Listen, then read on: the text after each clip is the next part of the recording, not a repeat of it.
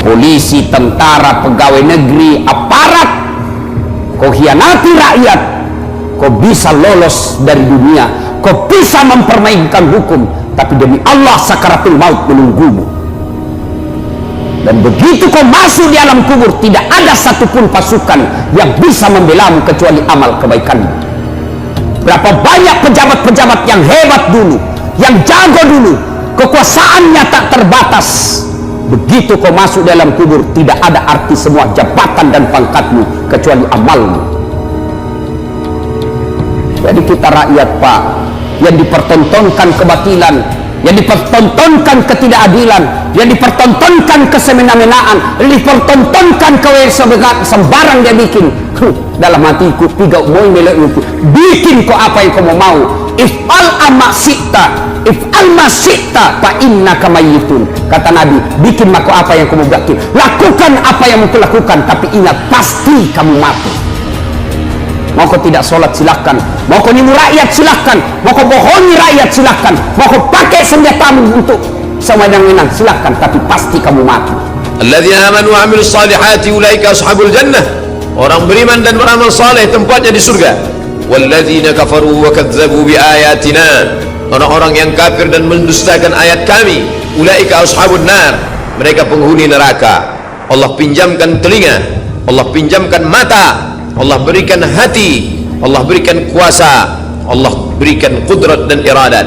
Semua ini barang pinjaman, sampai masanya harus dikembalikan kepada pemiliknya, dan kelak kita akan ditanya. Inna sam'a, pendengaran, wal basar, penglihatan, wal fuad, hati dan pikiran, kullu ulaika kana anhu mas'ula. Semua akan disoal, semua akan ditanya. Kemana telinga kau pakai? Sudahkah kau cari kebenaran? Kemana mata kau gunakan? Sudahkah kau pandang kebenaran? Kemana hati dan pikiran kau manfaatkan? Sudah kau pilih kebenaran? Tak bisa kau kembali. Tidak ada yang bisa menemanimu.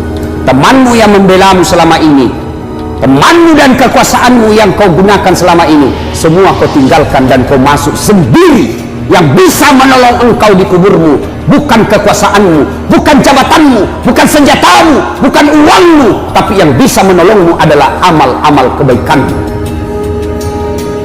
Perut yang selalu kita carikan uang, kita menghalalkan segala cara supaya perut bisa diisi. Demi Allah, begitu masuk di kubur, membengkak perutmu, bengkak perutmu, meledak, semua cacing masuk ke dalam perutmu.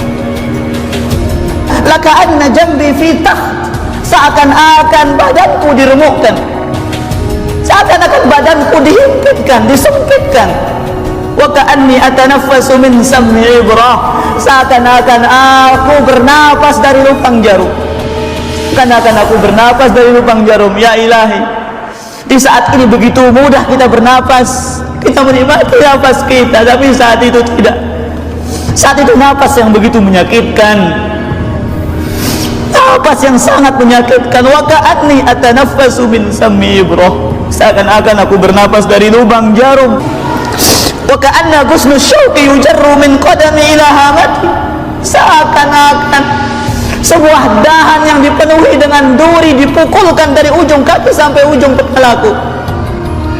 Seakan-akan dan yang dipenuhi dengan duri yang tajam dipukulkan dari ujung kaki sampai ujung kepalaku. Sanggupkah kita akan menghadapi dari kedahsyatan dan kengerian sakaratul maut?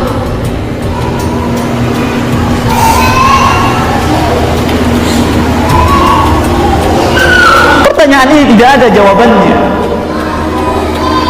Pertanyaan ini akan kita ketahui tatkala kita mendatanginya, tatkala dia akan mendatangi kita.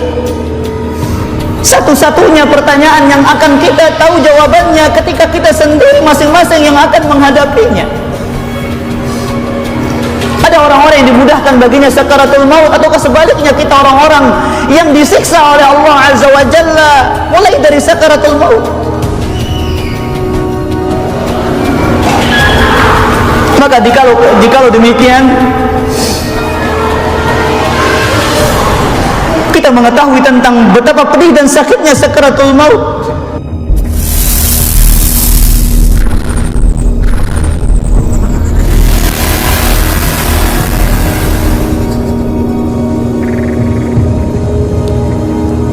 sakaratul maut paling dahsyat bagi orang zalim. Sakaratul maut menjadi salah satu titik penting yang dijalani setiap manusia ketika hidupnya akan berakhir. Sakaratul maut sering dikaitkan dengan hal mistis, namun sejatinya itu merupakan peristiwa kehidupan yang telah digariskan dan menjadi hal yang tidak dapat dihindari oleh manusia. Sakaratul maut ibarat sebuah proses kematian yang pasti dialami. Dalam Al-Quran telah tertulis firman Allah Subhanahu wa Ta'ala mengenai sakaratul maut bagi umat manusia. Yang pertama, dalam Al-Quran digambarkan beratnya sakaratul maut.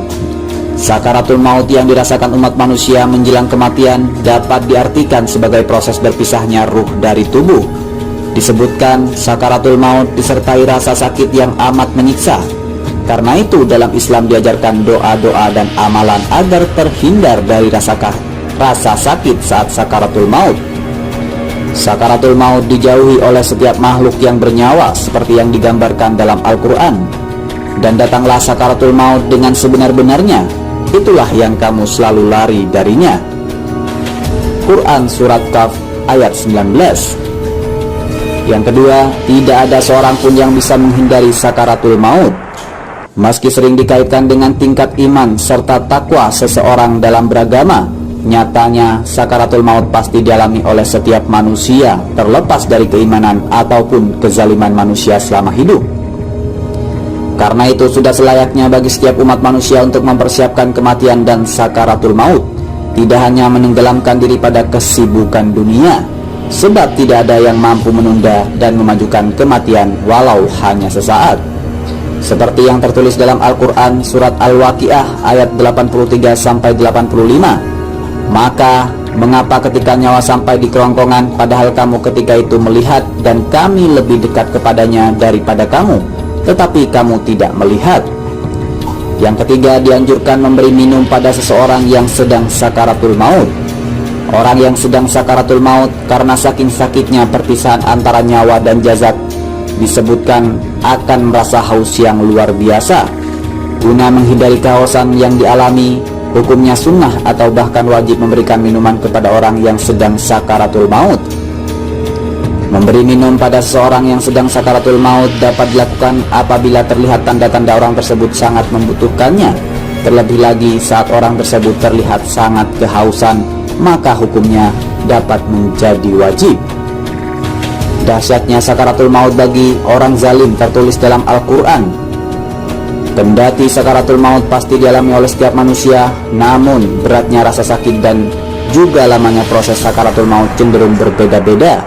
Salah satunya, sakaratul maut bagi orang yang berbuat zalim semasa hidup dinilai lebih dahsyat. Dahsyatnya sakaratul maut orang-orang yang zalim disebutkan dalam Al-Quran Surat Al-An'am ayat 93 yang berbunyi, alangkah dahsyatnya sekiranya kamu melihat di waktu orang-orang yang zalim dalam tekanan-tekanan sakaratul maut. Sedang para malaikat memukul dengan tangannya sambil berkata, keluarkanlah nyawamu. Di hari ini kamu dibalas dengan siksaan yang sangat menghinakan karena kamu selalu mengatakan terhadap Allah perkataan yang tidak benar dan karena kamu selalu menyombongkan diri terhadap ayat-ayatnya.